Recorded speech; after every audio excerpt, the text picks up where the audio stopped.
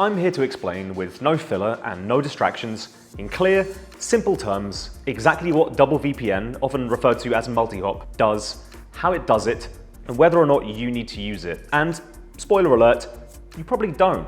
Why not? Stick around and let's find out together. Plus, I'll try to do all of this in under 8 minutes. If that sounds good, then we'll get down to it. For Top 10 VPN, I'm Callum. Let's get started.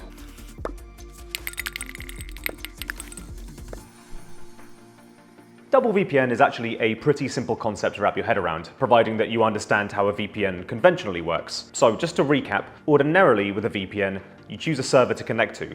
All the traffic from your device then travels to it, where it is then fully encrypted, your IP address is swapped out for the IP address of the VPN server, and then the traffic is sent on to its destination. The website or service you want to access sees the IP address and details of the VPN server, sends the VPN server the content it requested, where it is then decrypted and sent back to you. If you're using a good VPN, then the process is secure, anonymous, and fast. So what happens if we use Double VPN? Double VPN introduces a second VPN server. The way the specifics work can actually vary between VPN providers that offer the service, but here are the fundamentals. You choose a VPN server, which all your data is then encrypted and sent onto. The VPN server then assigns it a new IP address and sends it onto a second VPN server, usually in a different location. And the second server then decrypts your data and passes it onto the site or service you wanted to access under a second new IP address. That process then occurs in reverse, and you're served the site or service you wanted to access. The potential variation that I mentioned usually boils down to whether or not the double VPN feature you're using has double encryption or not. It may sound unintuitive, but double encryption isn't actually a necessity of double VPN.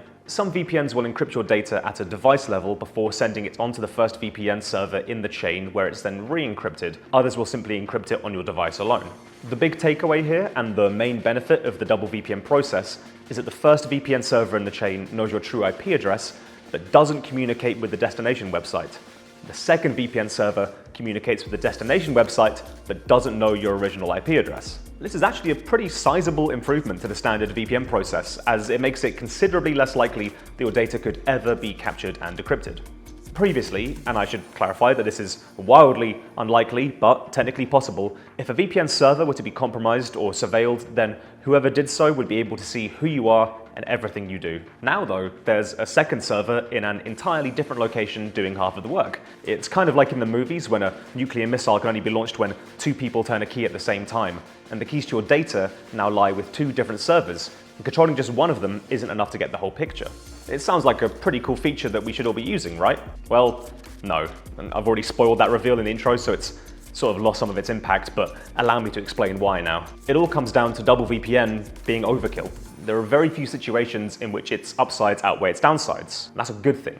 The situations in which you might need it are if you are living under extreme internet oppression or are subject to personal persecution from the government, and you need to make it absolutely 100% certain that your online activity will not be tracked back to you as a matter of life and death. If that doesn't apply to you, then firstly, that's very fortunate. And secondly, here's all the reasons why you don't want to use double VPN anyway. Reason number 1, speed loss.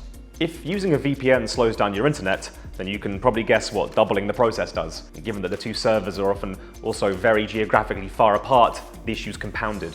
Reason number 2, streaming, torrenting, and gaming. Continuing on from that point, there's a very good chance that you use your VPN to unblock streaming services or anonymize your torrenting, or for gaming. A double VPN likely means low-resolution streaming and frequent buffering, plus the servers used might not even work to unblock the streaming libraries that you want. As for torrenting, while the added security is great, if somewhat redundant, it's going to massively hamper your download bitrate, meaning files take far longer to download. If you're a gamer, then you'll know how even the slightest increase to your ping can create noticeable lag spikes. It's hard enough to find a normal VPN with a low enough latency to play twitchy PvP games with. Using double VPN makes competitive online gaming all but impossible. Reason number 3, server selection. If you haven't used double VPN before, then you might be surprised to learn that you're very, very unlikely to have access to your VPN service's full list of servers. The double VPN server combinations are usually predetermined by the VPN, meaning you get far less choice on where your exit server is, which also plays into that last point about streaming. You can't unblock a service if there's no double VPN server there. Reason number 4, choice of VPNs. Double VPN isn't a feature offered by every VPN. In fact, it's kind of the opposite. There aren't that many that offer it at all. Even among the biggest names on the market, availability is a little scarce. If you haven't picked a VPN to subscribe to yet, then you're somewhat limited. 3 above favorites for using Double VPN are NordVPN, Surfshark, and ProtonVPN, but I think we'll save the deep dive on those for another video. I really hope that this has been helpful and that you now know a little better what that menu in your VPN actually does. Or, if you haven't chosen a VPN yet, you know that you probably don't need to consider whether or not it has Double VPN as a major buying factor. If you're still hungry for more information, then drop me a comment below, or even better, visit our full guide to Double VPN and its nuances on the Top 10 VPN website. Good luck, take care, and I'll see you again soon.